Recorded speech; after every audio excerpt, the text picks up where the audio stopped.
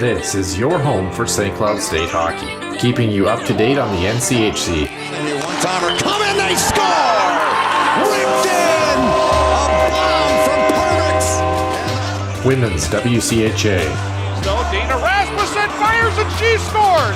Dana Rasmussen for the Huskies alongside The National Hockey League. Dwayne Kaprizov in for a chance to win it! He scores!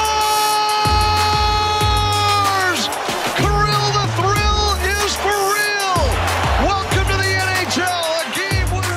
And everything from the state of hockey. St. Cloud Cathedral is now 42.6 seconds away from wrapping up the school's first ever title. Welcome to the Huskies Warming House Podcast Den.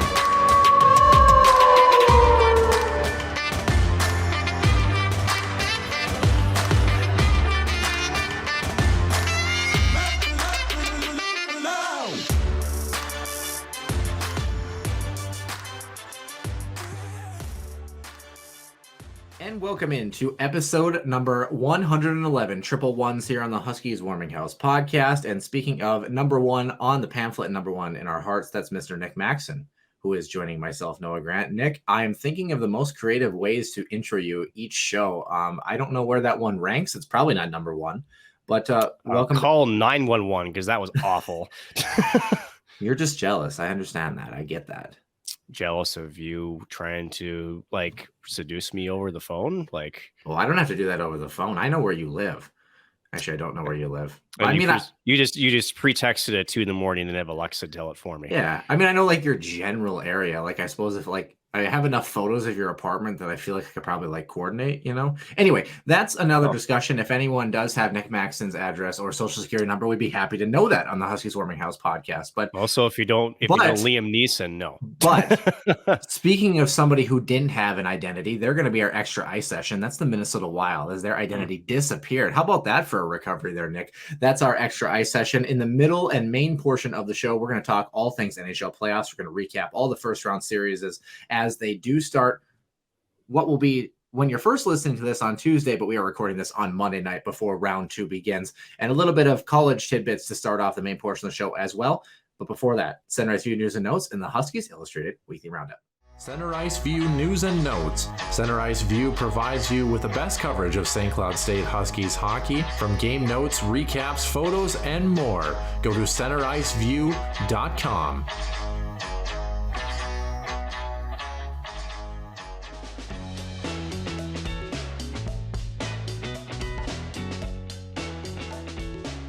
Huskies Illustrated Weekly Roundup, Noah, starting off with some more coaching changes. Some good, some bad, some ugly. How about this? Vegas head coach Peter DeBoer is out after 3 seasons behind the bench for the Vegas Golden Knights. 43-31-18 was their, 43-31-8. 18 would be 92 games, Nick, and that is not possible in the NHL season. First time that the Golden Knights have missed the playoffs in franchise history. Yeah, about that, right? So it's interesting. I feel like, Noah, that I think certainly what killed his fate was the one win out of the last 6 to secure a playoff spot, especially when a couple of teams ahead of them, such as Nashville and Dallas, also were not maybe necessarily playing their best hockey. So the door was open for them. Unfortunately, they couldn't make it happen. They did deal with a bunch of injuries, but I do feel like there was a change coming for that squad too. Yeah. So I feel like it actually goes back to and the Steve Dangle podcast did a job of covering this. Peter DeBoer really kind of threw Robin Lehner under the bus, and this Vegas franchise is having a really difficult time either catering to star players or guys that are the most essential to a hockey team. And that's a goaltender. And for whatever reason, the Marc-Andre Fleury situation, Robin Lehner, Peter DeBoer, and the rest of the Golden Knights, for that matter, have not handled those situations eloquently, especially in front of the media. And just there was lack of motivation throughout this group, unfortunately, with him at the helm. And this one is out of the 2 big coaching changes between this one and the one we're going to talk about next. This one was probably the least surprising to me because I feel like it was time.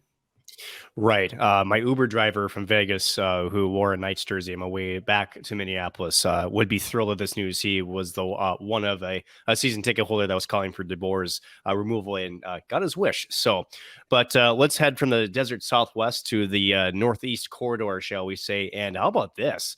The New York Islanders have elevated associate head coach Lane Lambert to be their new head coach, succeeding Barry Trotz, of course.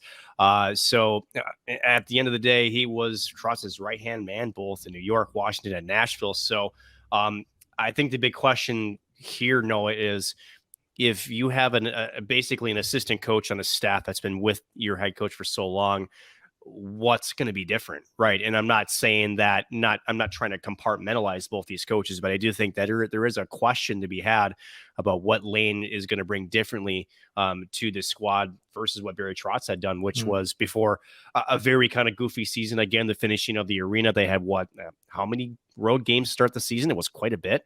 Never really were able to recover. You just kind of wonder, what this change will actually make on the ice product versus over Barry Trotz. Yeah, if anything, maybe it just comes down to personality. Maybe it's just, how is Barry Trotz in the locker room? How is Lane Lambert in the locker room? I mean, Barry Trotz, I don't know that he strikes me. He doesn't strike me as a pure players coach, but he's not like totally in the realm of like Mike Yo, systems or die. Mike Babcock, maybe. Yeah. Yeah. Kind of in between. Maybe Lane Lambert was much closer in terms of really relating to the players, and maybe it just was the right fit. And from what it sounds like with Lane, it sounds like his time was kind of due to become a head coach in the National Hockey League. So they're going to give it a shot. The Islanders, and Lou Lamoriello is going to do what Lou Lamoriello wants to do. And actually, he's entering. I think Lou Lamoriello was last year of his contract. Last year of his general manager contract as well too. So we'll have to see if the move pays off. Question marks out on the island there for the New York Islanders squad that very well could make the playoffs next year if they can find some offensive punch again. Sure. Speaking of coaches that are recycled but somehow still, get things done. How about Bruce Boudreau with the Vancouver Canucks? So almost single-handedly willed Vancouver to a playoff push, and I think up until like the last 10 days, they were in it. Noah, they were very much into it. They definitely were, kind of revitalized under Bruce Boudreau. He's going back to Vancouver.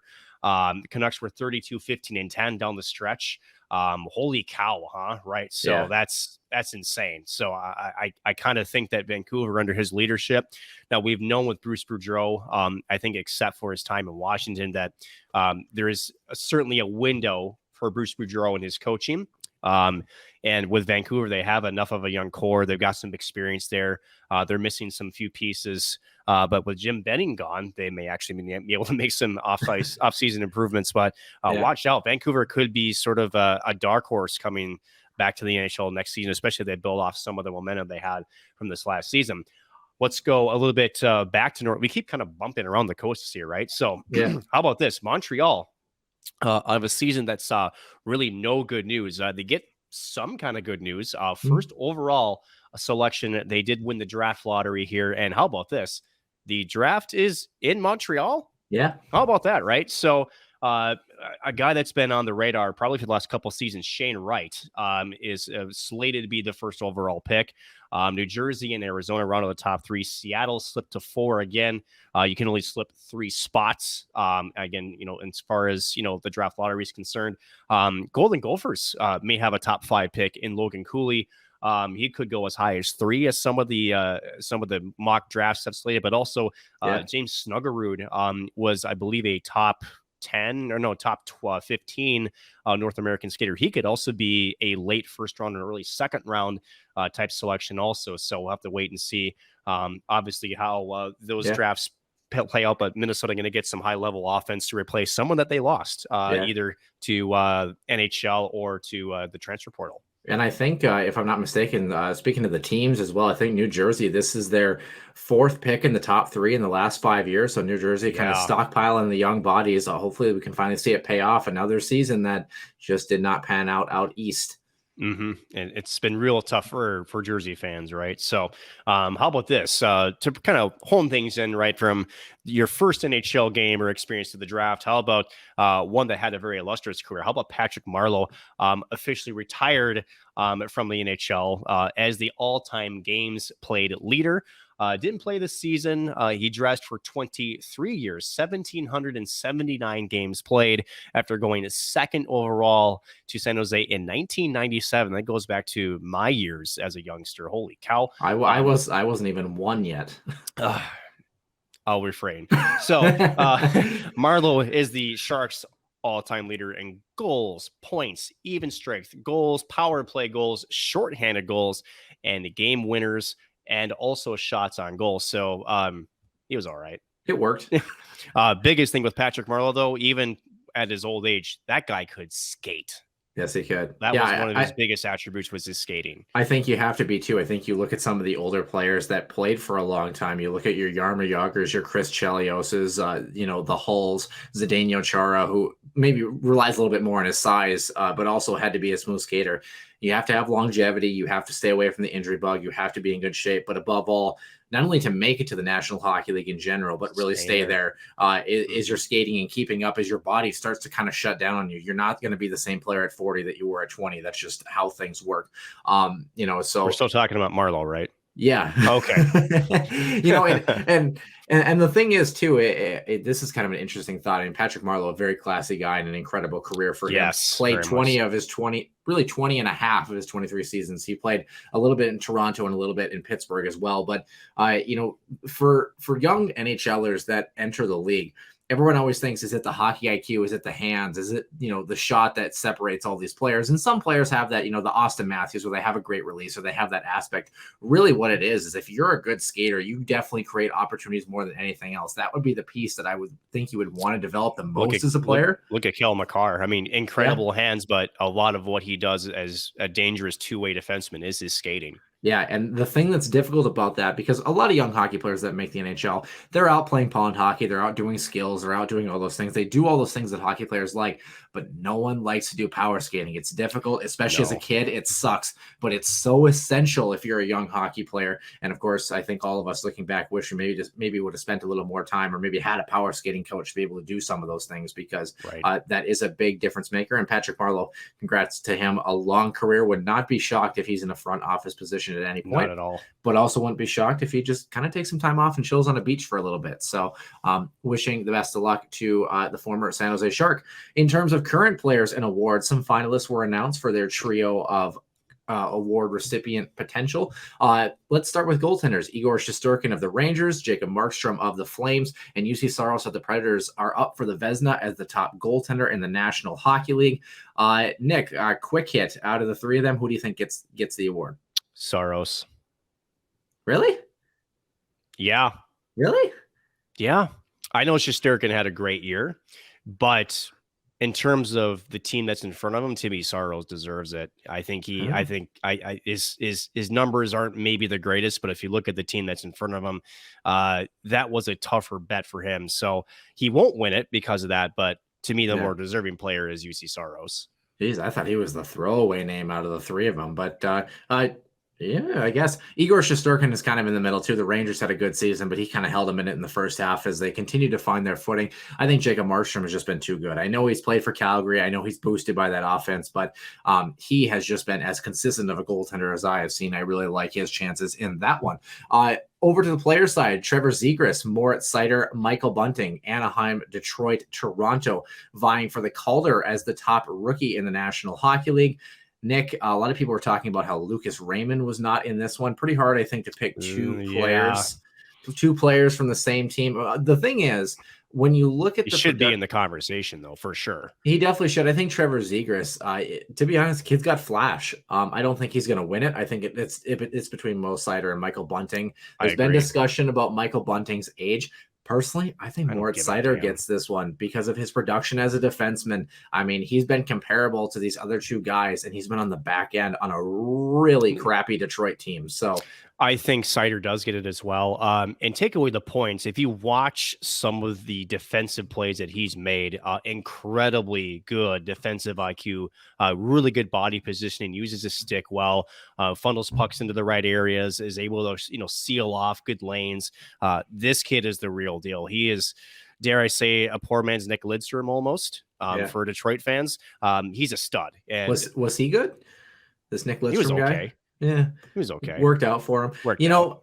Speaking of guys that are a little bit older, the conversation about Michael Bunting's age. The other piece of this too, and I know it kind of goes specifically to the on ice production, but his story has been crazy. His rise through, even to get a chance in the National Hockey League, and then he started the season on the fourth line. He was kind of the extra forward for Toronto, and essentially took, I believe it was Nick Ritchie's spot, and pretty much ran with it in the top six. And what a career he has had so far in Toronto. So this will be a good one. Whoever wins this one, even Trevor Zegras with the plays that he makes, I don't care what John Tortorella says. Honestly, all three of these guys very deserving of the accolade of being a finalist and would be very deserving of these awards. I definitely think. This one, interesting here. Carey Price, Montreal, Zdeno Chara, out east, and Kevin Hayes of the Philadelphia Flyers. Who the heck does Chara play for again? I can't even remember. He plays for the Islanders, doesn't he? Yeah. He bounced around so much. He's 45 now, I think. He's an animal. All three announced for the Bill Masterson Memorial Trophy for the player who, quote, best exemplifies the qualities of perseverance, sportsmanship, and dedication to hockey, end quote. It's voted on by the members of the Professional Hockey Writers Association. So let's tell you a little bit about these three guys before we get Nick Maxon's weigh in here. Starting with Carey Price in Montreal, missing the majority of the season with knee ailments, but really the story was not his injury setback so much as the fact that the 34-year-old did enter the player assistance program in October and detailed personal struggles with mental health and substance abuse in a very dark place for the past couple of seasons. So wishing Carey the best of luck, as he did get a couple of games at the end of this season. Zdeno Chara, wherever he's been playing, became just the 8th player in league history to complete his 24th season. The veteran also made history by passing American Chris Chelios for most games played by a D-man, and he now sits at 1,680 games at the end of this season. Meanwhile, Kevin Hayes lost his brother Jimmy Hayes, who of course played in the National Hockey League, to substance abuse, and also dealt with a litany of injuries this year, including a blood infection, and underwent a series of surgeries on a Philadelphia team that was very poor as well. So, Nick, this is one that, again, all three of them very deserving of this award. Kind of some tough things to have them up for the award this year. Is there one that sticks out to you? No, actually. This is the hardest one, I think. And I saw a suggestion on from, I forget who, it was a pretty predominant hockey writer, and I actually kind of agreed with this guy's take. Why should it be that one player wins the Masterson? Yeah. Why isn't it that one player from each team gets a little sort of recognition? Or just go into, like, if there's 3 players that are deserving that year, you take 3. If there's 1 that year, you take 1. Right. Just league wide, Hard to say. There's no question with Carey Price and the pressure to play, and again, you talk about the substance abuse issues.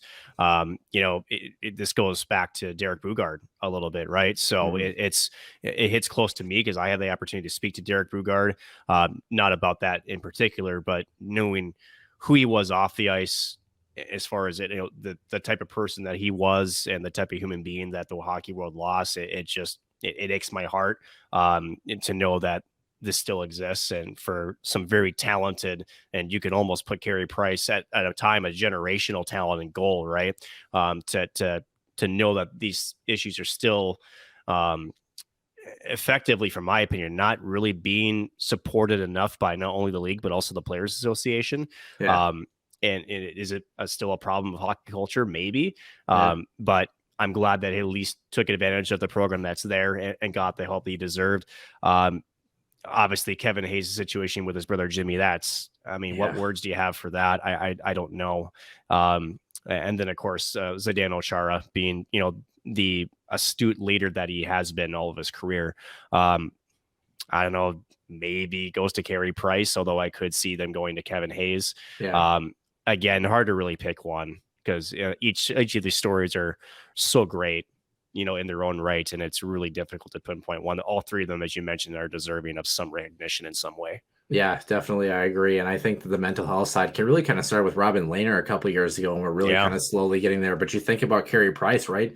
Carey Price was he's viewed as a god in Montreal, and essentially this unstoppable force, the man of steel in the nets. And the reality is he's another human being, as good as he is at hockey. And, you hope that he's able to work through that. I kind of agree with you. I think maybe Kevin Hayes is my pick. I think just losing your brother like that, and then knowing that you've had those injuries, a blood infection as well, too, just kind of a scary thing. Reminds me a little bit of Oscar Lindblom a couple years ago as well, too, for Philadelphia as well, too. Correct. So when he had Ewing sarcoma. So a lot of things that it's an award that whoever gets it is very deserving, but it's a difficult thing, I think, to talk about as well. Someone that we can't get enough of talking about, apparently. We're going to talk about the injury bug here. Jack Eichel apparently played for 6 weeks with a broken thumb. Yikes. So people were kind of downplaying this one. And he actually produced quite a bit in Vegas. Like, dude, he broke his thumb. Like, tell me that's not comfortable. Like I will tell you this. I didn't break a thumb, but I actually tore the ligament that's in between here playing softball. That's not what I thought you were going to say. I'll leave that alone. So, but I will say it took darn near a full year to heal. And even just to not even put sort of any pressure, but even just to like put your hand in a gripping posture was incredibly painful for about 6 months. So I can only imagine with a broken thumb, which a lot of your grip strength is on your thumb, and you're trying to play not hockey, get slashed, right? Trying to play hockey, even just can you imagine every time he took a shot or stick handled? There probably was some pain with everything he did with that hand, and you can't downplay that. I know it doesn't sound like, oh, it's a thumb, right? It's an important part of everything you do with your hockey stick. That's like when we talk about like other athletes and they get turf toe, and we're like, oh, turf toe, but then you realize, if your feet hurt, you can't play a sport that you run. Like, it's just not it's not a thing. So it's not to be downplayed. That's yikes. Holy cow. So speaking of yikes, quite a few injuries around the National Hockey League. We're going to talk about the injuries to some Washington Capitals players in the main portion of the show, recapping their end of season series against the Panthers. Otherwise, around the league, Tampa's Braden Point dealing with a leg issue, and John Cooper said today that they don't think he's going to be available for probably the first 4 games, and maybe not even until the very end of the series. So that could be a huge loss for Tampa Bay. Calgary's Chris Tanev, Florida's Mason Marchment, and Matt Grzelcyk of Boston are all dealing with undisclosed injuries and timetables. And lastly, Minnesota, Nick Delorier was also injured and is now dealing with an undisclosed injury in the offseason after the Game 6 loss to St. Louis.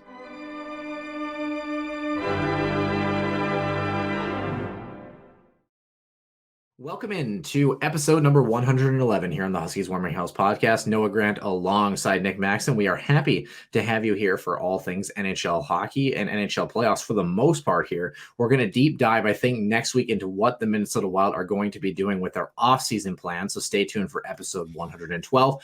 But until that, we are going to talk NHL playoffs and then the Minnesota Wild's first round exit in the extra ice session. But before we get to that, a very little tidbit here, Nick.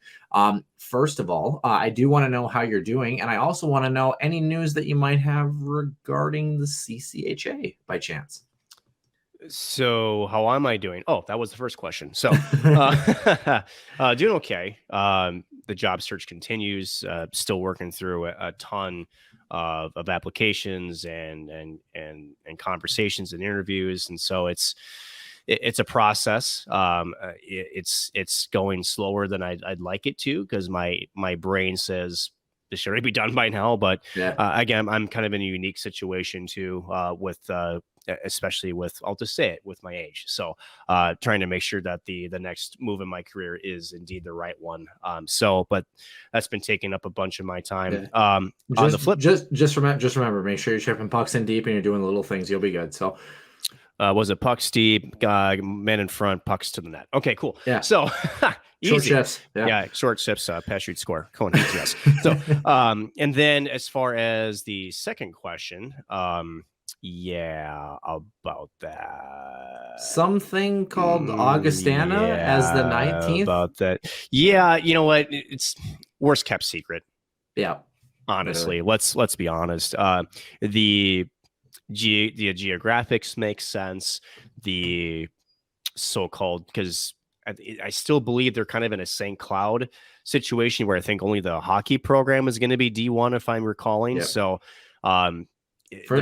for those who did happen to miss it, Augustana is added as the 19 in the CCHA 2.0. So and congratulations. They don't begin until 23-24 also. Yes. So they still have another year. Already have their head coach in Garrett Raboin, which no question he's going to be taking this entire year to do a full recruiting tour.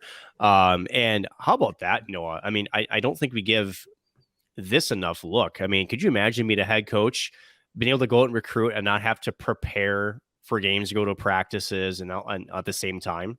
Yeah. It's kind of like almost the best situation, honestly. Yeah. And, former St. Cloud State Husky, how could you not? Yeah. How could you not want that? How could you not come on? So, congrats, obviously, to Augustana, because they somehow beat both Alaska schools, Air Force, Arizona State, Lindenwood, and Alabama Huntsville to find a conference. So, we talked about this actually again tonight on a different podcast, Ice Time Hockey Southwest, with Scott Strandy down there. Great conversations about this, and effectively, there's a whole different conversation to be had about those teams. We'll probably save that for a different topic, but no surprise here. It makes sense from a lot of different perspectives.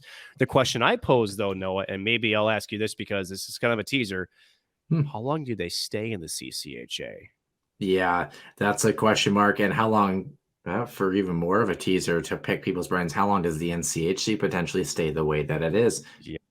Think on that one. On that one. And we don't know first, to say, but there are winds that are being, shall we say, blowing that suggests that, and I do think it's going to take one, and then they're going to see a whole movement. I do see a conference realignment coming probably, I would say, in 5 years, 5 to 6. Yeah. I think you've got to get past the initial 5-year implementation for Augustana and St. Thomas. Yeah. And if you start to see some West Coast expansion, that could really change a lot of things too. Yes, so, and the West Coast expansion needs to happen. Yes, it needs to happen for not only the total expansion of college hockey, but just for its security too. I agree. So the best thing for college hockey would be to get whatever it is, a Pac-10 conference or a West College Hockey South, West Conference, or whatever the heck you want to call it. That would be the absolute best thing for college hockey, and also for some of those teams I aforementioned earlier, to finally find a sense of security long term would be huge. And hey, expand. Then you can expand the NCAA tournament. Yeah. We'll have to see. Yeah. Obviously, you mentioned one of those aforementioned teams, Alaska Anchorage. I forgot to mention, by the way, a couple weeks ago, Joey Lamoureux did end up at Alaska Anchorage, so we wish him the best of luck moving from St. Cloud in his journey. I did want to also mention, we talked about the potential assistant coaching position at St. Cloud as well. So one of our fans that did send this to us as well. Also, we kind of mentioned Will Hammer and his work for health administration. He's actually an assistant coach for St. Cloud Cathedral, Nick. I did not know that. So they said that the person that we had talked to said that they don't think that Will maybe really wants to make that move, but he is an option that is close to home. So something to kind of keep an eye on, as well as we had talked about Clark Custer for the Norsemen. So it's tough because if you're in, a full-time gig with medical administration, right? And I think that's what he went to school for. That's essentially a career change. So I think he's in a bit of a more difficult position. Now, again, I don't know Clark Custer's whole, life ordeals, and if he's only coaching or if he has other things that are going on, but there's an open vacancy, and well, we've been surprised before, haven't we, Noah? Well, the first problem with Will Hammer is, he chose to work in a hospital. What kind of people do that, obviously? Speaking of working in hospitals, I will mention this for our listeners on the show. So I am working 12-hour night shifts at the hospital here starting next week in the summer. So if you see showtimes bounce around a little bit, we try to coordinate with the playoffs a little bit as much as we can too. But also my work schedule is going to be starting 7 p.m. to 7 a.m., 12-hour shifts, 80 hours of pay period. So kind of some juggling with showtimes as well too. So please keep that in mind as we move forward. Episode 111, the NHL playoffs. The first round is done. Second round starts on Tuesday. Why don't we start with the Eastern Conference here, Nick? There were a lot of things, a lot of things that we predicted that definitely didn't happen the way that they should have happened or didn't happen at all. One that I did, I'm very proud about. Yep. Thank you, Toronto. Yeah, seriously. Think about that. One shot away in Game 6, and the curse continues. So let's start in the Eastern Conference on the top of the bracket. Florida winning in 4-2 over the Washington Capitals. Washington kind of decimated by injuries. Tom Wilson right now, pretty significant left knee injury as well. Alex Ovechkin needed injections and magic pills to play through a shoulder ailment, although he doesn't need surgery. Carl Hagelin has had an eye injury since late February, has had 2 eye surgeries, and won't get 100% of his vision back. He's actually a question mark for next season. as well as of his career. So that's super scary. And TJ Oshie playing just 44 regular season games and played through a broken foot early on, and had some back problems as well too. So Washington, to do what they did, really had a chance to almost take this series until a late game tire and the Carter Verhaeghe show. And then that blown 3-0 lead in the other game really could have really helped Washington. But Florida, they get the job done. They survived, and their offense woke up at the right time, Nick. I mean, good for them. It's good to see the President's Trophy curse not continue at least into the first round. We'll just wait for round number 2. But were you anything that surprised you in this series, or was it par for the course for you? I think I was surprised at how vulnerable Florida looked. Especially early. I think there's it's almost like they're feeling some pressure a little bit, because on paper, Washington, as you mentioned, shouldn't have been in this series at all. And no pressure for them. Right. So, and, I think if Tom Wilson, if there was any injuries, if you could still have everybody out, if Tom Wilson was in that, I don't know if Florida makes it out of the first round. Yeah. I think he could have been the catalyst to get Washington over the hump. Now, with that being said, Florida is going to have quite the tough task ahead of them with Tampa. Tampa is looking to three-peat already. My goodness. The thing that was impressive to me about Florida, though, and like we talked about, it took them a while to warm up, maybe about game 4 or something like that. Just a little bit. Halfway through the series. But the thing is, Carter Verhaeghe had, I think it was 10 or 11 points in that series. And here's the thing. They had something that another team that we'll talk about in the extra ice session didn't have, and that was secondary scoring. Their big guns were not heavily relied upon to be producers. They did their job, definitely. I mean, Barkov gets the game winner in game 6 as well too. But those are things that I think really separates Florida. As they're just not a team that's not talked about a whole lot, but their secondary scoring is as impressive as their superstars on that squad. So a lot of secondary scoring for this group. You mentioned Tampa Bay. Mm-hmm. They survived a game 6 overtime, and they won 2-1 in game 7.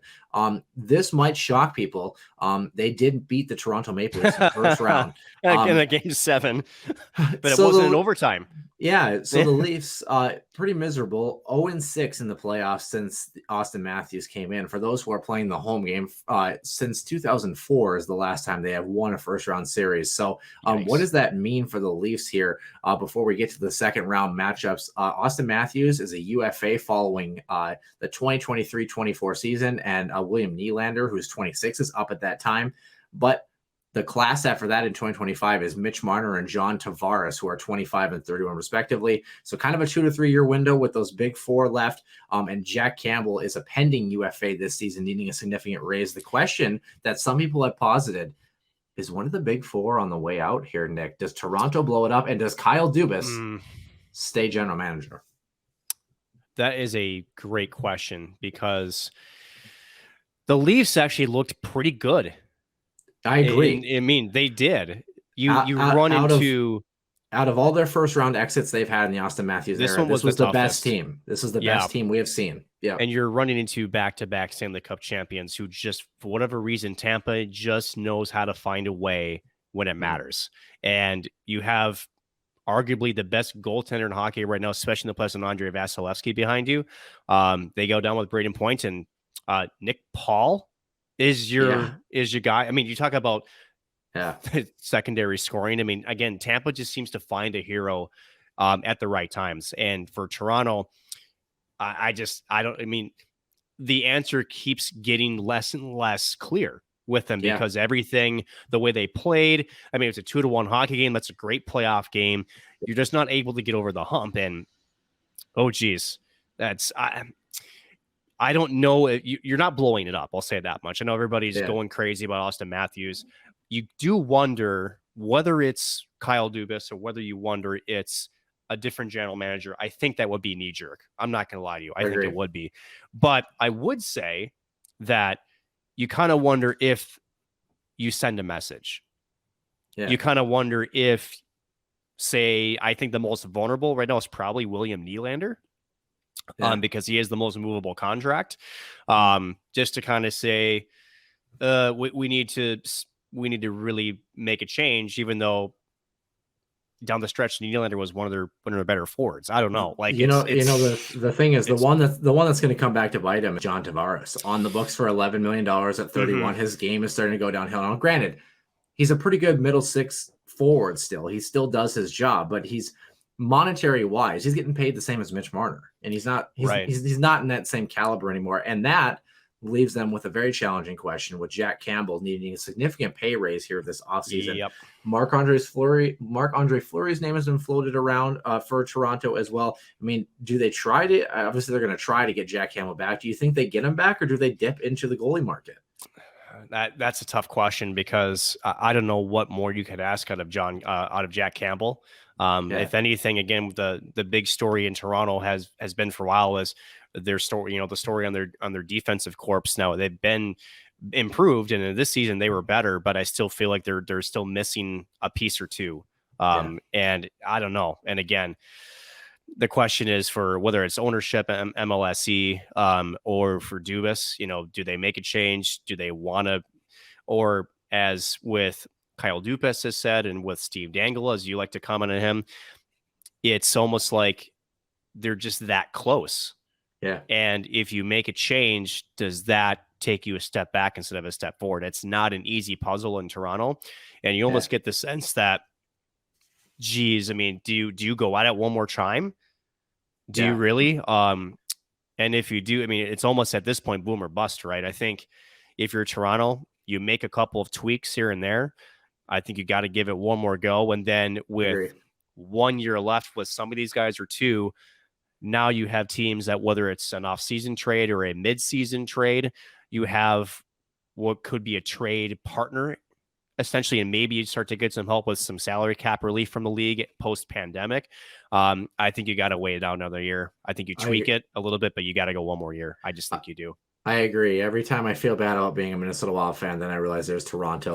Toronto fans and Minnesota Wild fans should get to a bar together. They have a lot to talk about. Yeah, seriously. On the other side, like you mentioned, Tampa Bay, very impressive. It's funny, the Game 7 heroes, you mentioned Nick Paul. Tampa kind of reminds me of, I know they didn't win the cups in succession like Tampa did, but they kind of remind me of the early days, 2008, 2009, the Pittsburgh Penguins, and of course Maxime Talbot and his ability there. The Detroit Red Wings, also the last President's Trophy winner to win a Stanley Cup, and that would be the Florida Panthers this season. They get Tampa in the second round. We'll touch on that in just a little bit, but let's get through the rest of the East here. Carolina 4, Boston 3. I got this one right in Game 7. Carolina did get the job done here. Took a little bit of doing. This was kind of an up and down series where the scores were either super tight or kind of all over the board here.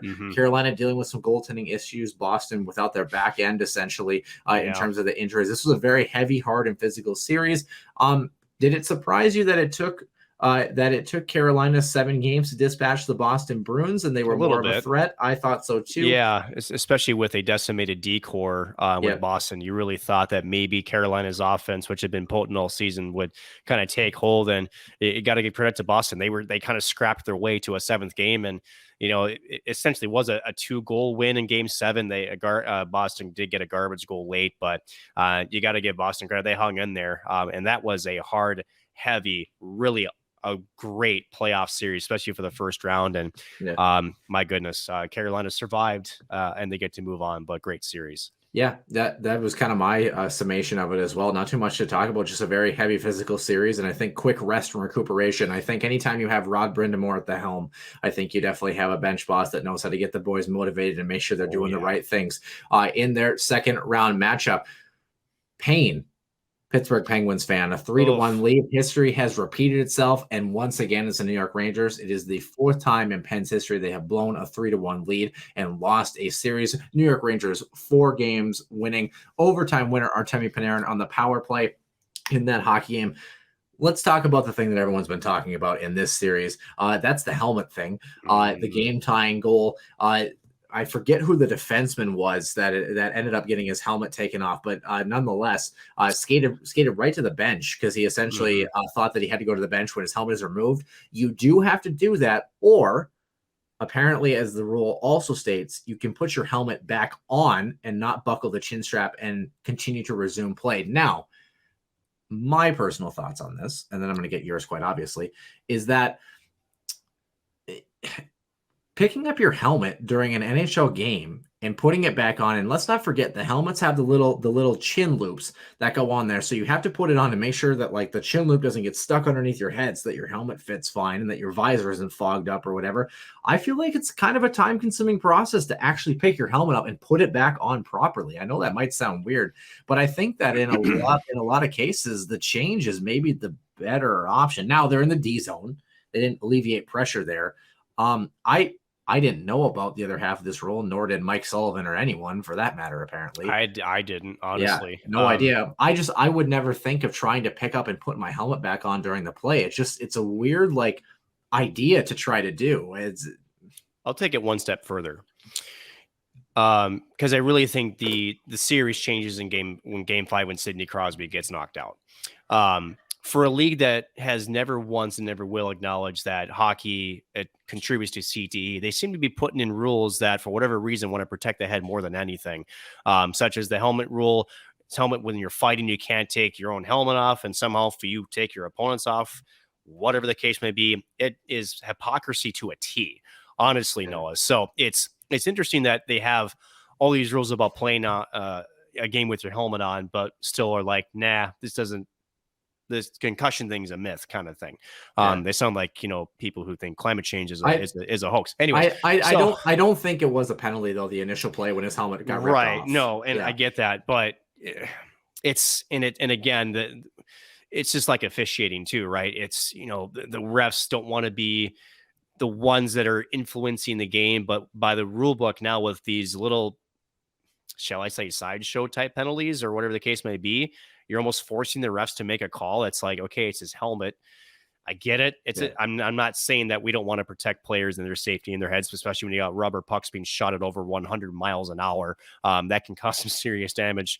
But that can even happen when your helmet's on, right? Yeah. You don't wear full facial protection. And there have been people that have essentially said, why don't you just blow the play dead when the helmet comes off? Well, then if you're a D-man because then this is exactly what happens. The pendulum swings the other direction. There's a D-man who's under duress in his own zone who will just unsnap his helmet and flip it off himself. Correct. It's the same thing with the goalies and, shaking with either it's a loose strap or they go post to post and they try to go to the post and they kick it off its moorings. They Spencer Knight the heck out of it. Yeah. Yes, they do. I don't know the answer. I think it's just a poor bounce for Pittsburgh. I think that's all you can qualify it. Yeah. I don't know that I'm picking up my helmet. I'm thinking by the time I pick up my helmet during the middle of a play and try to do that, I probably have made it to the bench anyway. So I think just unfortunate bounce for Pittsburgh. But to be honest, you had 3 cracks at it to put that series away. Sidney Crosby, with or without the team, you had 3 chances and you blew them all. You can't look at that in a microcosm and say, "Yep, this is what defined our series." Maybe it defined Game 7. I think Sidney Crosby very eloquently, stated that, it's a very tough rule at the end that unfortunately cost us. Which in the end it didn't actually cost them because they didn't know the rule, just like the rest of us didn't. But he also said, we played really well, and it shows that in a 1-game series, anything can happen. I think he was definitely right. Both teams played well, and the Rangers found a way to find that bounce, unfortunately, for the Penguins. So I think that's all I would quantify it on that one. Yeah. Western Conference. Let's start on the top of the bracket. Of course, the next series between St. Louis and Minnesota, we're going to talk about that in the extra ice session, so stay tuned for that one. So the top half of the bracket, Colorado 4, Nashville 0. Holy crap, Nashville sucked. And Colorado was really good. The only person that didn't suck was Connor Ingram. Holy hell, he had a coming out party. And he really wasn't that good, unfortunately, because the team around him was very bad. That was it. I forget, I think it was game 2 in Colorado. He almost single-handedly stole that game for Nashville. And you kind of wonder, I don't think it would have just extended by 1 game, honestly, but Nashville was just awful in that series. And I think what's wrong is I think a lot of people are saying there's Colorado's that good. I'm not taking anything away from the Avalanche. They are a very solid hockey team, but Nashville equally was not playing any way great hockey. And to kind of preview a little bit of the series of St. Louis, because a lot of people are looking at it and going, St. Louis doesn't have a chance. I would argue against that. I think St. Louis has as good as a chance as anybody to win that series. And Nashville was just that discombobulated, especially offensively. They showed no signs of life on offense. And poor Connor Ingram, he showed that he can be a capable backup. And heck, if Nashville is looking to make a trade, they've got some draft, some trade capital now in Connor Ingram, who I think showed pretty well he can be a playoff performer when it matters. Great series by him. Yeah, seriously, I agree. And it's kind of interesting too when you look at all of those factors that go in. I mean, yeah, great goaltending. We're going to talk about that obviously in an upcoming series in the first round as well too. But Nashville, it kind of surprised me how overmatched they were. I had this series in 5 games. Maybe they could have pushed it to 6 if they played, how they did at various points of the regular season. But I mean, without UC Saros certainly hurt. But beyond that, I was surprised at how overmatched the Nashville Predators were, because I thought their regular season wasn't terrible, especially down the stretch. And the Colorado Avalanche were kind of limping into the playoffs, so to speak. But they saved all the mojo for the right time, honestly. So it was all about the skating. Colorado, they skated circles around Nashville. They didn't have an answer for him offensively, defensively. Cale Makar, what a stud he is. Yeah. Continues to show that he probably will be the Norris winner this year. That just unbelievable. I mean, that team is. It's for them a Stanley Cup or bust. If they can at least make it to the finals, I think there's going to be some big changes coming to Colorado, regardless, just because of the salary cap situation. And Nathan McKinnon is due a big time pay raise, so oh boy, but that's a wagon for sure in Colorado. Yeah, it definitely is. They will get the St. Louis Blues in the second round. On the other side of the bracket, the Edmonton Oilers eking out a 7-game series against the LA Kings. Jonathan Quick looked like he was 22 again. And I tell you what, the Oilers kind of needed this, though. I think they kind of needed a first-round scare, and they needed to find a way through a series like that to maybe get some confidence back to the Connor McDavid, Leon Draisaitl area. But boy, the LA Kings playing with house money. Unfortunately, Dustin Brown's final game was the other night now, as he's going to get set to retire for the Kings. But what a performance from a Drew Doughty-less LA Kings to push that series to where it was. Philip Deneau was fantastic in shutting down Connor McDavid and that unit. Hats off to the Kings. Probably one of the most underrated and arguably one of the best series in the first round. This had everything. And you know what? The LA Kings had probably one of the most underappreciated seasons in recent NHL history, honestly. Nobody was really talking about them. They just kind of went about their business. They didn't really have any pizzazz or flash because Trevor Zegras was just up the road, taking all that away from him. You had, again, Drew Doughty go down, and I think a lot of people in the hockey will kind of wrote off the Kings as like, oh, this is going to be the point where maybe the LA Kings sink a little bit, because Anaheim, remember, was a playoff team for the first half of the season before things started to unravel for them. I think there was a lot of hockey writers, in fact, had all 3 California teams missing the playoffs this year, and LA just kind of did what they did. And then to push this series to 7, holy cow, again, you can't say enough about Philip Deneau with the way he was going match for match with Connor McDavid and Leon Draisaitl. That line, that was one hell of a matchup on the ice. And it stinks to know that the LA Kings, were maybe a bounce or 2 away. They could have stole that series very easily. Kind of remind me of 10 years ago. LA Kings kind of come out of nowhere in their first run of the Stanley Cup. So great series again, had all the right makings. As you mentioned, Noah, for Edmonton, it's going to hopefully push them for a much higher gear, because we get to see the Battle of Alberta in a second round playoff match for the first time since 1991. And how about that? And this, I mean, there's a couple of second round series that are going to be great. The Battle of Florida is going to be one of them. And this one, the Battle of Alberta, holy hell, our hockey fans in for a treat. And how about this, Noah? You talk about the growth of the game. Some of the early ESPN numbers come out sometimes up over 60 some odd % in some of these first round matchups. How awesome is it going to be for the league when you have 2 rivalry matchups in a second round playoff series that a lot of people are going to get exposed to? This is great for the game of hockey. Absolutely fantastic. I cannot wait. Yeah, this will be really good. Obviously, we're going to get to that in just a second. Their matchup, of course, is with the Calgary Flames, who had a very crazy dance with the Dallas Stars. I was not expecting Dallas to cling on for dear life the way they did. 15 goals for the Flames, 14 goals against, 29 goals combined between the 2 teams in the first round. That is the lowest in the first round, and I was shocked that the Calgary Flames were held as low as they were. It was because of one man. Let's compare that to another series. The Carolina Hurricanes, for example, their series had 44 total goals. So that shows a huge disparity of 15 goals between those 2 series. Jake Ottinger. Wow. for the Dallas Stars. The Lakeville North product. Unbelievable. Former wow. BU goaltender, 64 saves in the last game, finally getting beat by Johnny Gaudreau. Who else in that matchup? Unbelievable as to what that was. A 9.54 save percentage. I believe it's the best this playoff. I thought I saw something. It's one of the best. I think so. Best in a long time. And John Klingberg, made it very clear this was one of the best playoff performances he's seen in his career. And that doesn't come because he's had Kari Lehtinen, Anton Hudobin was it last year, the year prior, stood on his head for Dallas to get them to the Stanley Cup final.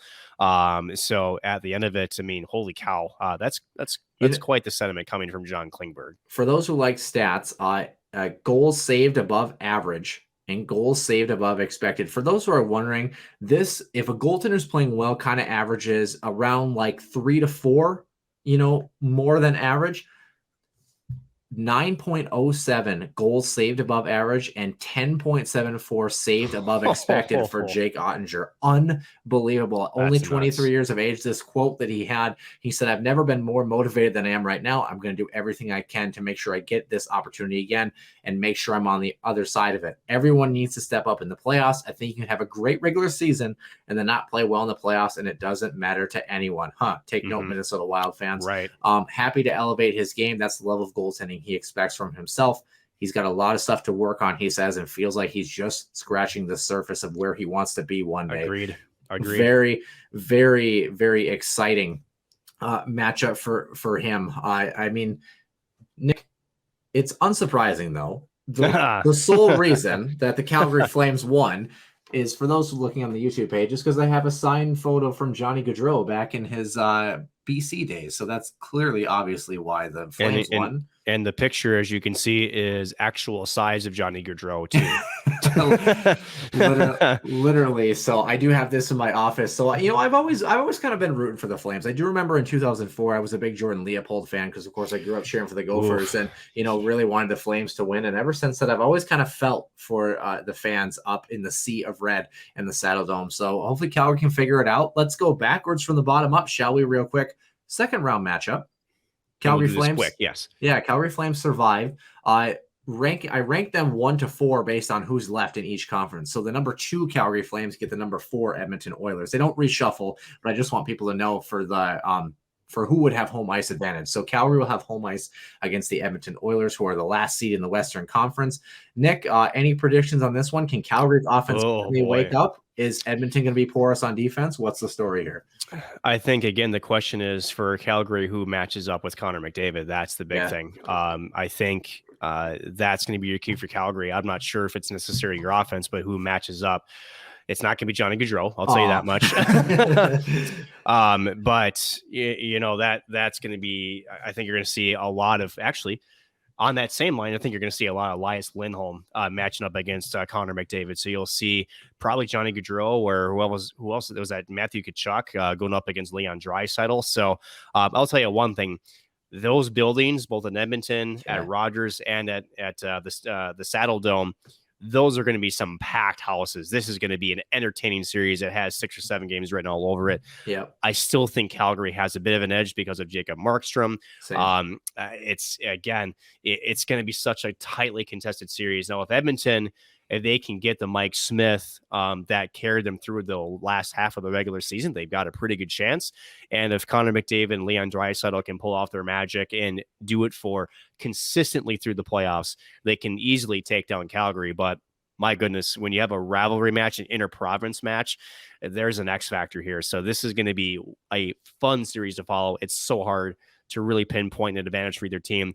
Noah, where do you got this one? I think Calgary takes it in 6, and I think you mentioned it right on the head. Jacob Marshman, I think, could be the difference in this. The only question is, if Connor McDavid and Leon Draisaitl wake up for whatever reason, the Calgary Flames, and it could be different against a different opponent that's not so defensively minded, if the Calgary Flames don't find offense and better production just up and down the lineup as a team, they might be in a little bit of trouble, because Edmonton was able to go run and gun against the LA Kings a little bit and have kind of been more accustomed to some higher scoring games. I think the highest scoring game in that Calgary series was that 4-2 finish in Game 6. So most of them were 1-0, 2-1, 3-2. Well, here's the X factor too.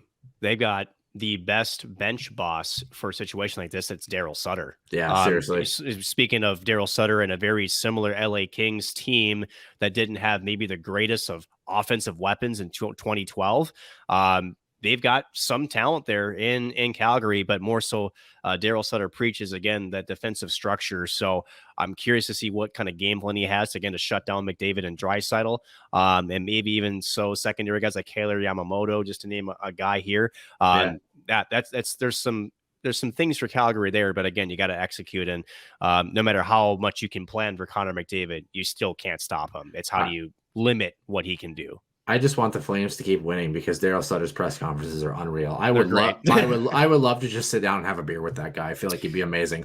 And the other jobs that he does too. He's away from hockey. He owns a couple of businesses and he's a hardworking dude. He's a very straight shooter for sure. So speaking of teams that shoot very well, as the Minnesota Wild found out, number 3 St. Louis gets number 1 Colorado. Darcy Kemper is slated as being good to go for the Avs for this series. Yep. This is going to be a heavy series, a little bit of grit. The question is, does Colorado's offense overwhelm St. Louis? Are the injuries and shuffling, is the 7-11 a bad strategy for St. Louis entering round 2, or is it going to work for them? I think, again, it's the skating of Colorado. It's not necessarily the offense, which granted we know is there, but I think it's, can they match the speed? The one thing that St. Louis did so well with Minnesota is they slowed us down, and they also made a 3-line hockey team that could score an offense down to a 1-line threat and a half, right? So that is a recipe for success against Colorado, because if you can turn them to a 1.5 dimensional hockey team, I think there are some weaknesses you can expose. Here's the X factor, though. Cale Makar. Yeah. He's going to be the X factor. Darcy Kemper being back in net, good for Colorado. Although you saw with Pavel Francouz that they have a very capable backup in case something else happens to Darcy Kemper. So you have some insurance there. I just think, again, the speed of Colorado is going to be so tough to contain. But if there's one team that has shown in the past that they can shut down a fast team, it's the St. Louis Blues. So there's a chance, although I still think Colorado takes it in 6 games. But it would not surprise me with a recent cup win under their belt and what looks to be a resurgent Jordan Binnington, who looked okay against those last 2 against Minnesota. There's a chance. I don't think it's as clear cut as some people are talking about. Colorado in 5. And the reason I say this is because Minnesota did not do a good job of exploiting St. Louis's weaknesses, but when they did, they were evident. Now, granted, St. Louis had a decimated D-core, especially with the speed. If St. Louis only chooses to run 3 lines and change, that's another question mark too, as far as the forward health going through game after game after game in this series. But St. Louis, when they were poor defensively, they were really poor. Some of the games they lost, and I'm still not sold on Jordan Binnington. I'm still not sold on Ville Husso, because I don't think we saw a Minnesota team in game 5 and 6 that really were able to challenge a whole lot for Jordan Binnington. No, I think Colorado has enough firepower to be a much deadlier team, and the way they transition with speed, I think, is really going to expose St. Louis and some of their defensive deficiencies. I think Colorado does make this a quick series. Now, if it goes to 7 games, I wouldn't be shocked, obviously. But I think Colorado is.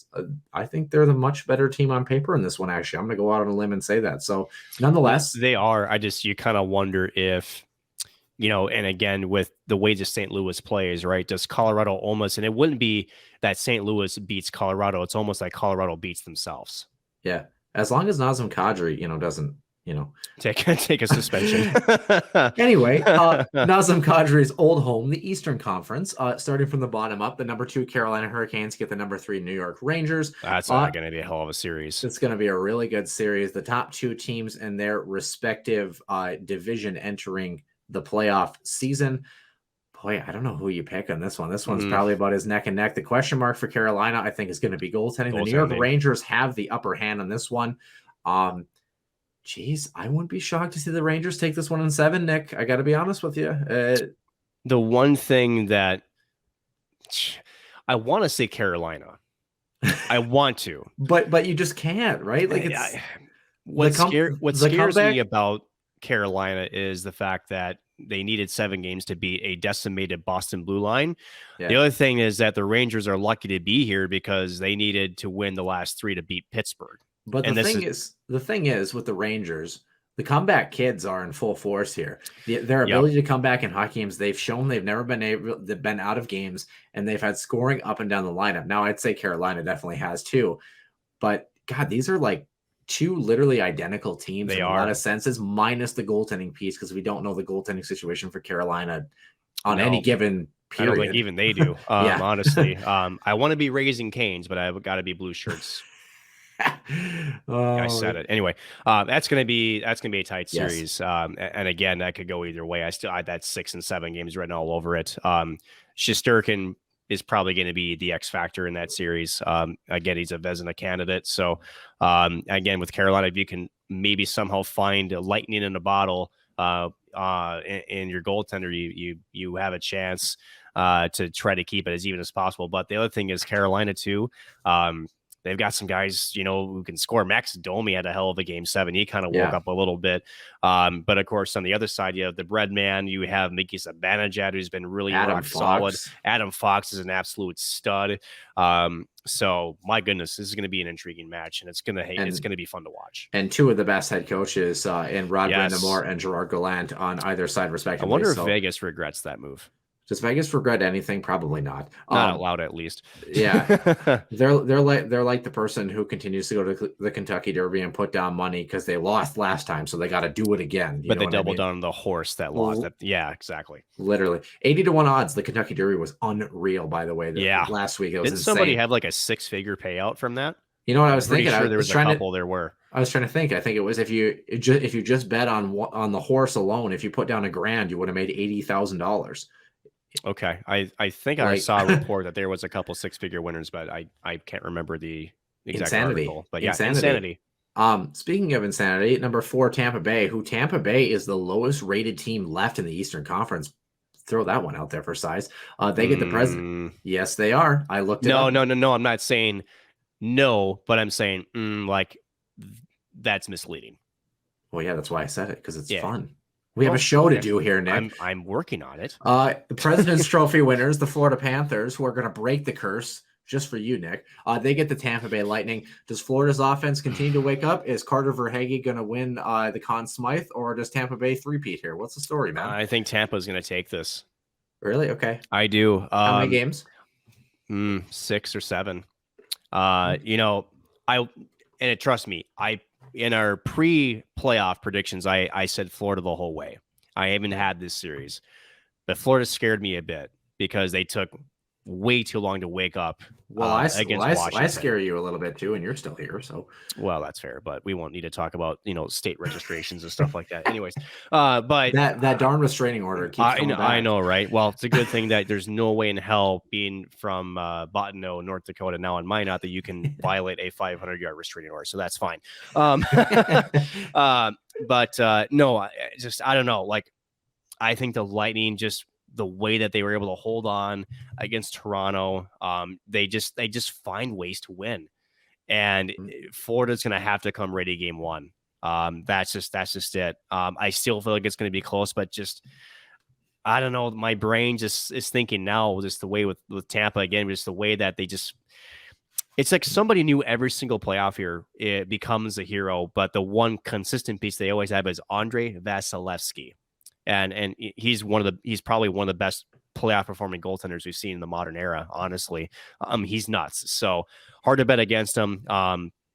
Again, going to be another bloodbath series because these two met only for the first time last season ever in the playoffs. They're going to meet for the second time, the second year in a row, in a second round matchup instead of a first round matchup from last year. Yeah. What's this called? This is hockey porn. Yeah. Honestly. Okay. Hockey. I mean, seriously. I mean, this is going to be the series to watch for sure. Well, better than scrambled porn in the 90s, as our friend More Clappers would say. The Florida Panthers, I think, win in 7 games if they figure out their special teams. 70% on the PK and have yet to score a power play goal. Now, yes. And the Tampa Bay Lightning are 86% on the PK and 15% on the power play. I say that because the Florida Panthers were able to survive their first round matchup with the Washington Capitals with secondary scoring without any help and actually a lot of detriment to their special teams. I think if Florida can figure that out and continue to get the production that they've gotten, I think they take this series. It's going to be a grind. It's going to be a battle. I still think the Florida Panthers, I think this is their year to at least punch their ticket to the conference final for the first time since 1996. Funny enough, not that we bring up ages much more, but my buddies and I were talking about about 6.5 months before I was born in 1996 was the last time the Florida Panthers had won a playoff round in the Stanley Cup playoffs. Yuri Krupp has entered the chat. Seriously. Yeah, but and the other thing that Florida has going for it, and this is, I hate saying this, but Tampa's loss of Braden Point, huge. That is huge. Huge. He is so huge down the middle for Tampa. They were able to survive Game 7 without him.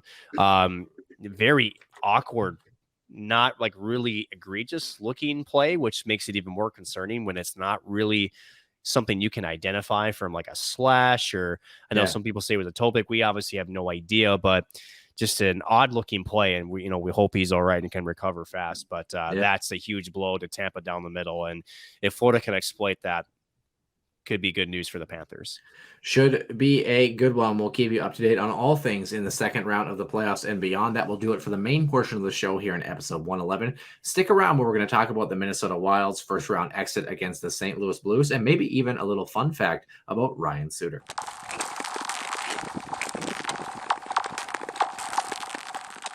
Extra Ice Session, Huskies Warming House Podcast, Nick Maxon, Noah Grant. It's all here. The Minnesota Wild are not here. They're at the golf course because they didn't know how to win hockey games against the St. Louis Blues, losing in 6 games. You kind of wonder if, they have their golf memberships, if they just walk in like in the middle of May and they go, you're here right on time. Well, you know what the thing is, though? I know where they're not going to be. They're not going to be at golfing tournaments. You know why that is? Because you don't want to have to put them in a position to have to win in key events. No, because most golfing tournaments have more than one round, and they wouldn't make it past the first. Ouch. Yeah. Boo, get off the stage. Did you Google that one? Do you feel good about that? It's like a 4 out of 10. It's not my best work, but for 3.5 stars. Yeah, for those who don't know, it's just past 11 o'clock at night here on Monday, so it's the late night hour on the Huskies Warming House podcast. Yeah. The 11th hour shown on Minnesota's season. Not at all due to the play of Cam Talbot, who I thought was actually, to be honest, mostly fine in Game 6, but had absolutely no help. I thought he should have played earlier in the season, but nonetheless, the Wild dropped Game 1 4-0. They come back, look unreal in Games 2 and 3. Yep. Kind of lay an egg in Game 4. Mm-hmm. And then Game 5, arguably probably should have won that hockey game, but key moments for the St. Louis Blues allowed them to hang in there and they win a game. And then Game 6, what the hell was that? Yeah, a lot of things. Nick, how do you want to do this? We haven't talked about this. Do you want to do it game by game? Do you want to break it down overall? Let's do an overall breakdown. Let's start with what surprised, what disappointed you the most? And was there a positive that still comes out of this, I guess? Easy. What disappointed me was special teams, because that's been a poor earmark all season. And then 5-on-5, actually, I thought, especially was a Game 2 when Minnesota was really taking it to St. Louis. And St. Louis at the end of the first was essentially trying to murder everybody on the ice. No buts about it. They essentially said, "Oh, that's cute. Nice try." So that to me was a nice positive. That 5-on-5, I thought that Minnesota was the better team. Yeah. But again, as we talk about it in hockey, and I think more than any other sport, when it comes to playoff time, special teams become so important. And the Minnesota Wild kind of shot themselves in the foot a little bit. We're in the penalty box way too much. We can have the argument about inconsistent ref ball and this kind of thing, but at the end of the day, you're going to the box if they raise the hand, right? You can't control that.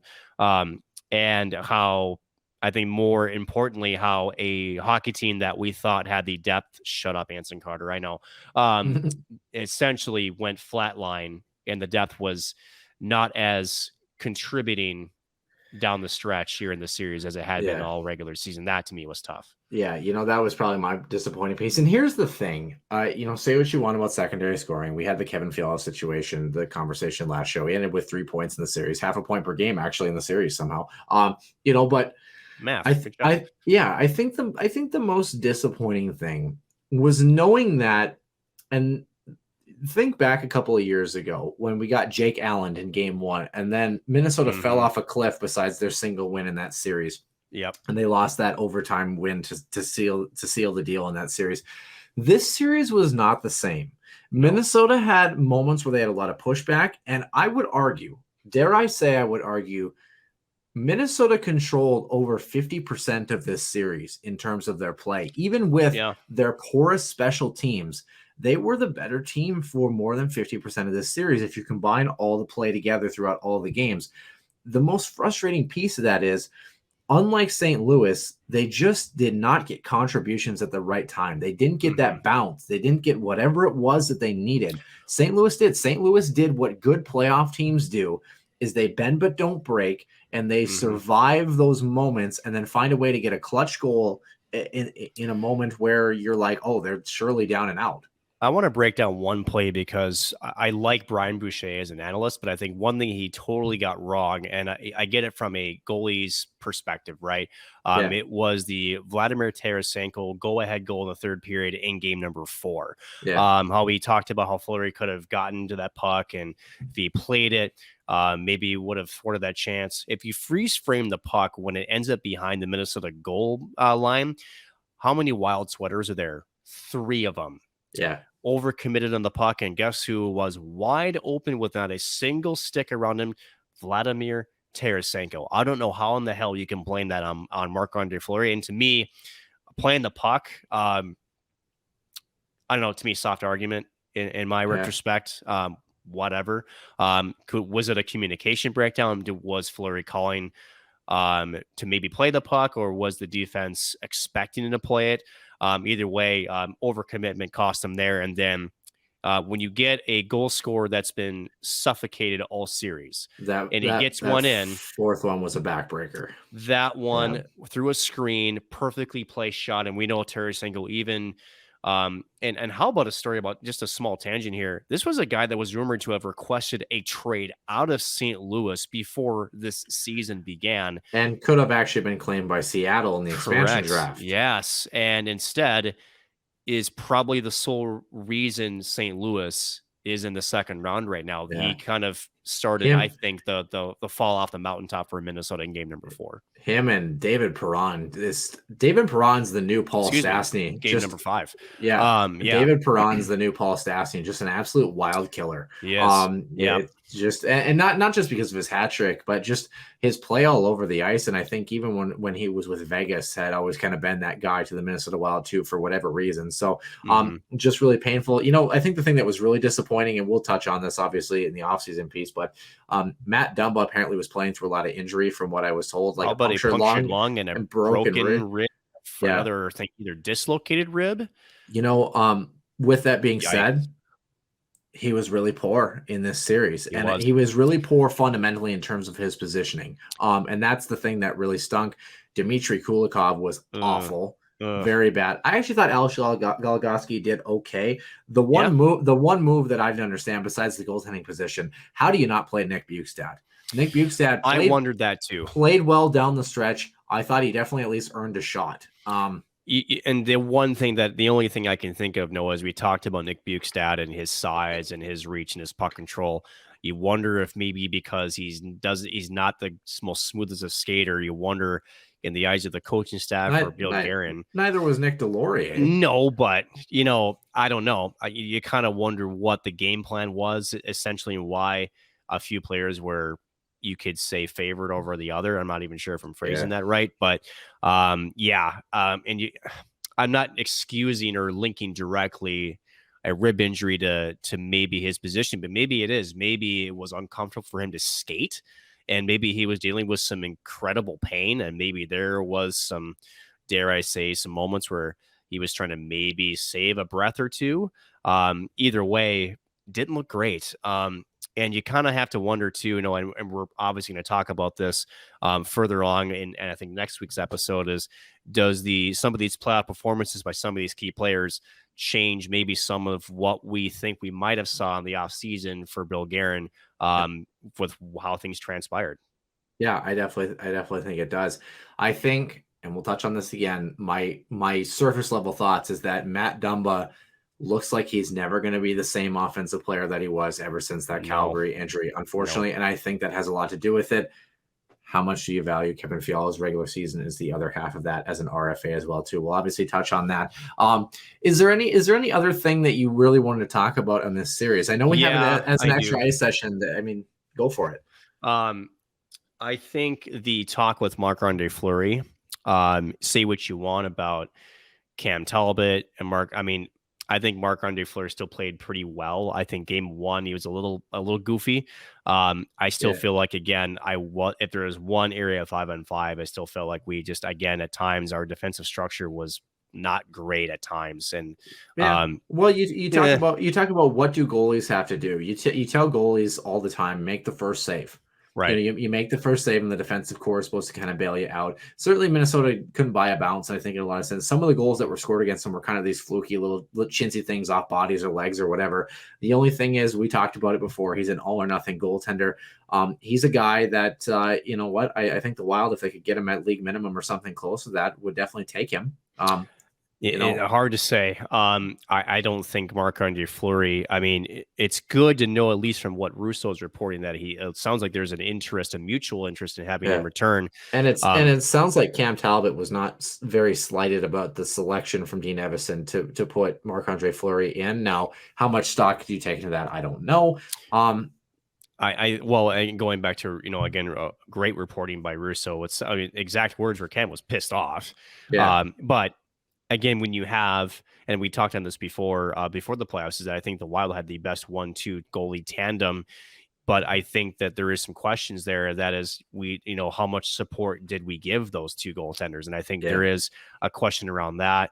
I do think that Phil Bulgarin, there's some pieces of the puzzle that maybe that have been here for some time that may be on the way out.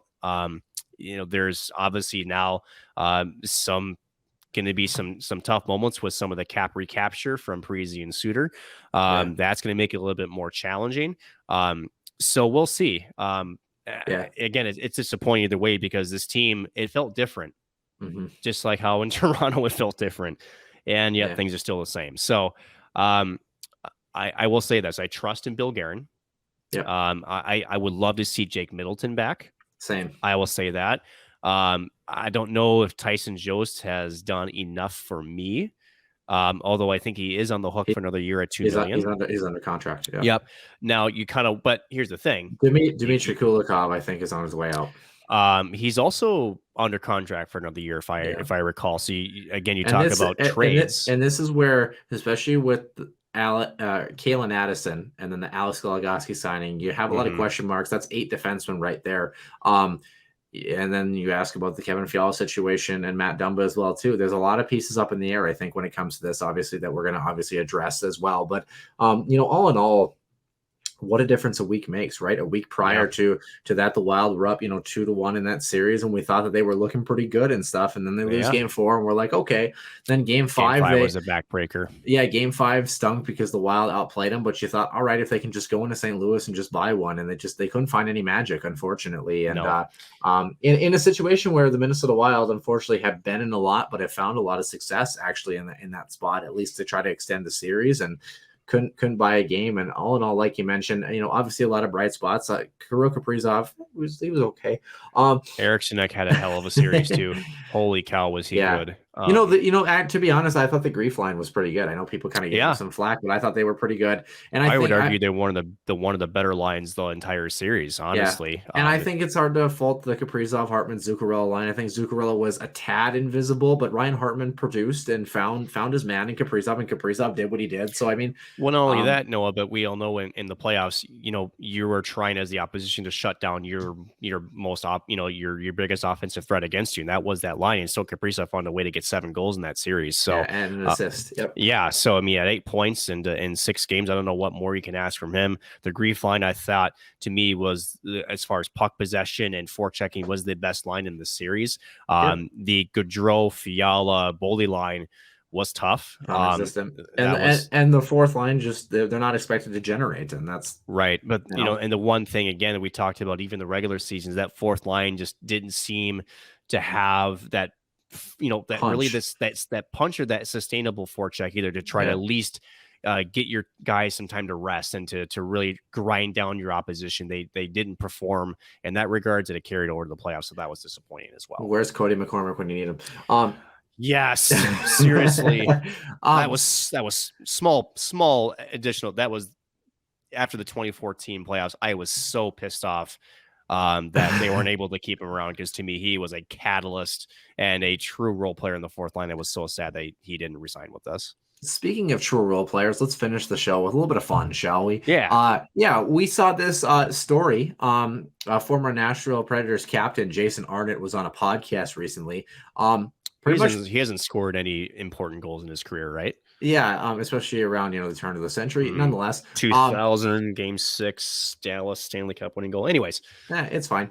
Speaking of Dallas, put Ryan Suter on absolute blast. Yeah, so they were teammates. Boy. So they were teammates from 2006 to 2010, so 4 years.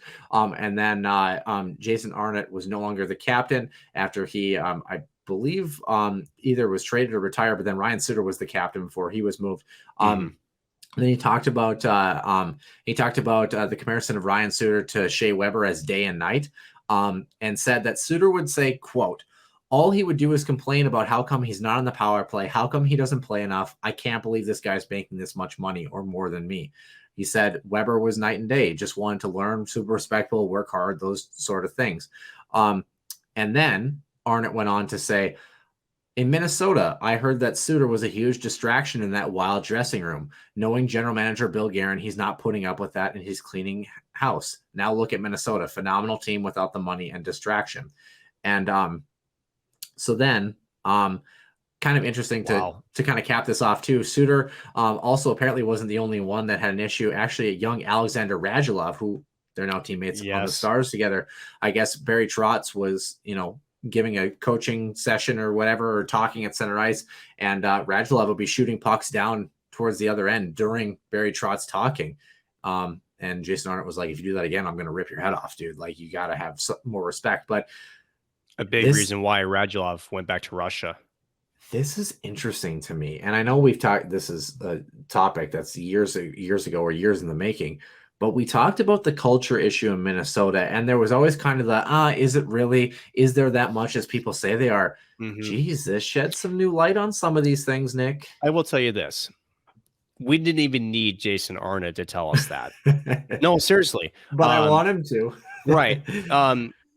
Because here's the deal. With all what we saw on the on-ice product was one thing, but also how many more times have we saw video from inside the Wild Rocker room this season than we had in the previous years? Seriously. It is monumental more video. Monumental. That's a new monumental. Word Yeah.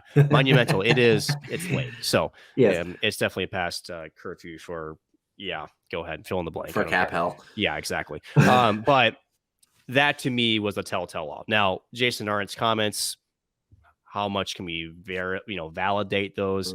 I do think there's probably something there, but let's just imagine those are true, right?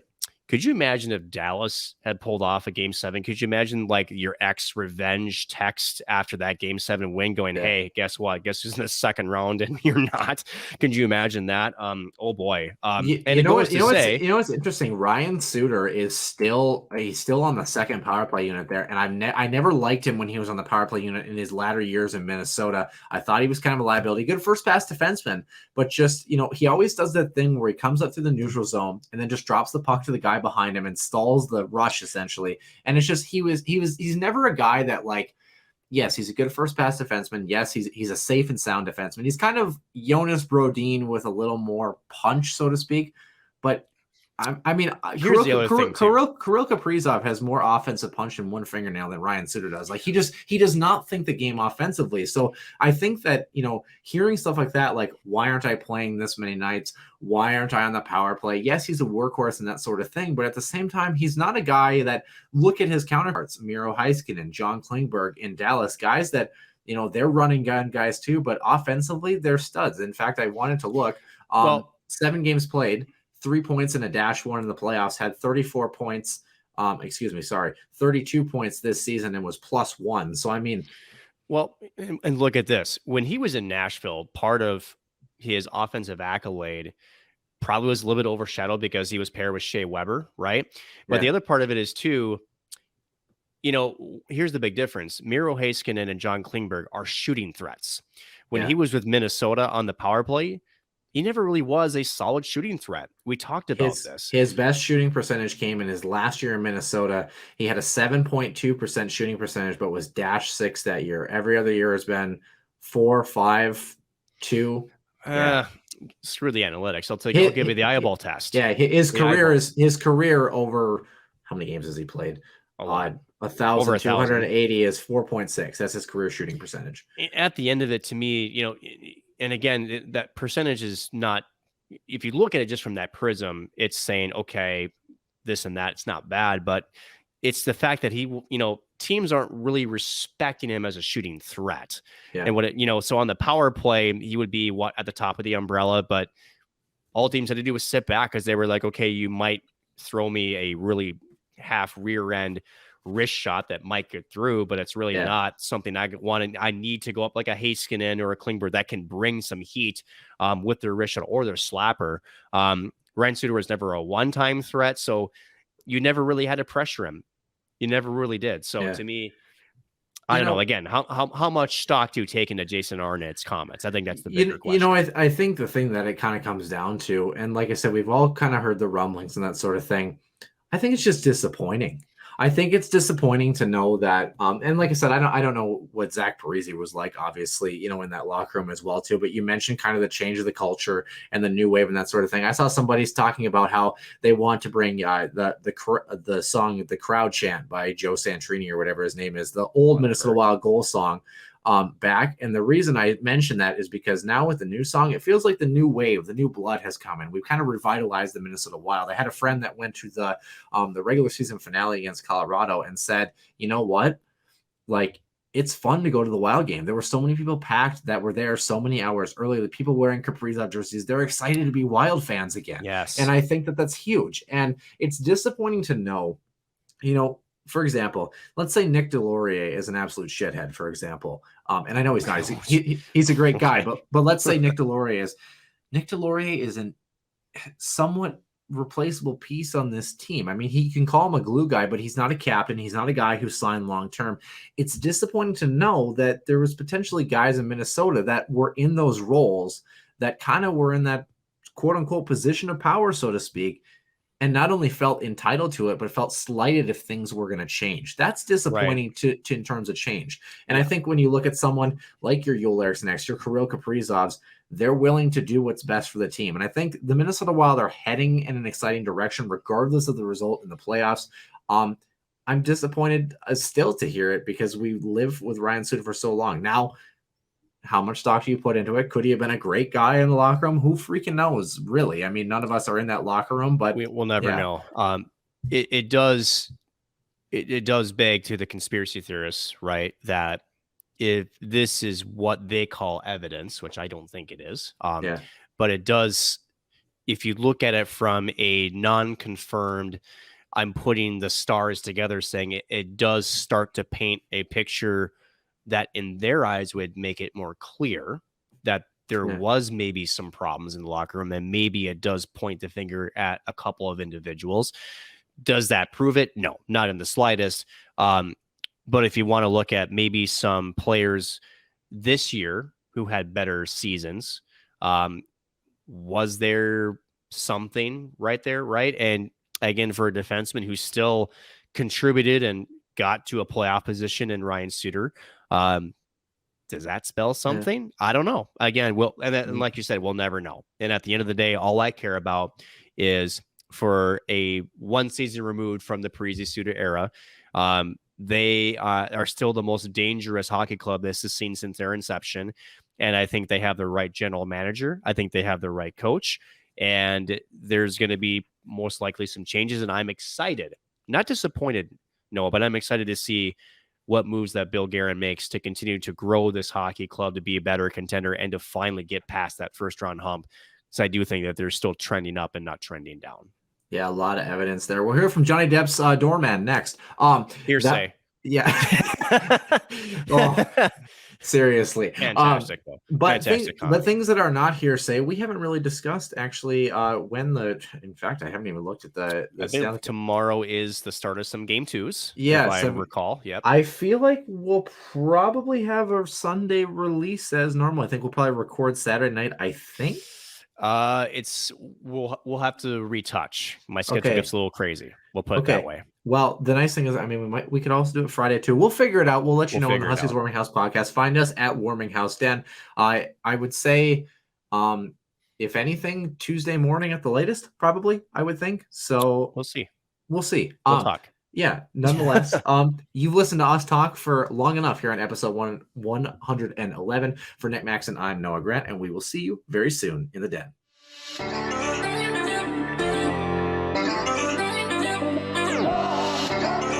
One-timer, come in, they score! Ripped in! A bomb from Pervix! So Dana Rasmussen fires and she scores! Dana Rasmussen for the Huskies. Dwayne Kaprizov in for a chance to win it. He scores! Kirill the Thrill is for real! Welcome to the NHL, a game winner. St. Cloud Cathedral is now 42.6 seconds away from wrapping up the school's first ever title.